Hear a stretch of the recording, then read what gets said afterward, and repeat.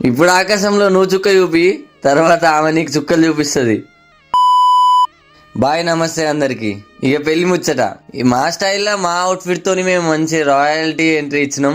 ఇక మా అవుట్ఫిట్ ఎట్లుందో కామెంట్ లో పెట్టండి. ఇక మా ఎంట్రీ ఎట్లా ఇచ్చామంటే ఇక మా వేరే ఉంటది.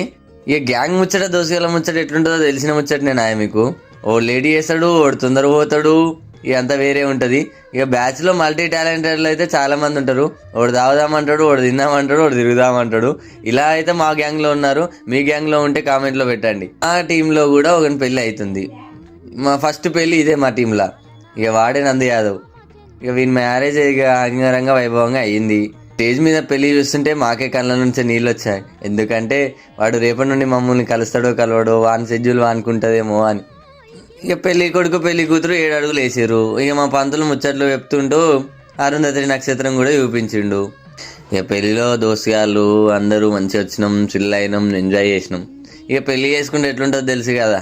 పెళ్ళికి వచ్చిన వాళ్ళందరూ తాగతి దావతి దావతి, మామ ఏమాయ మామ ఏమాయ, వాడు ఫోటోలకు బిజీ, కింద మనం తాగుడికి బిజీ అన్నట్టు ఉంటుంది. ఇక ముచ్చట పెళ్ళి అయిపోగానే తినడం స్టార్ట్ అయింది. ఇక పోయినాం, తిన్నాం.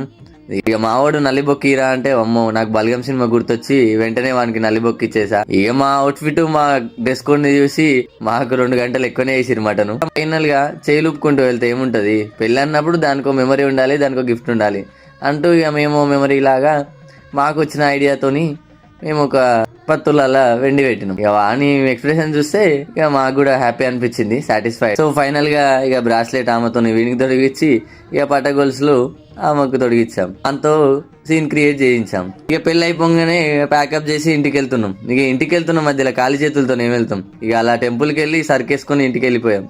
ఇక వెళ్ళి కొద్దిసేపు టైం స్పెండ్ చేసి ఇక మనోడు లేట్ చేసిండు బరాతు. ఇక డీజే సౌండ్స్ తోని రచ్చ రచ్చ దుమ్ము రేపాను. 3 అయిపోయింది.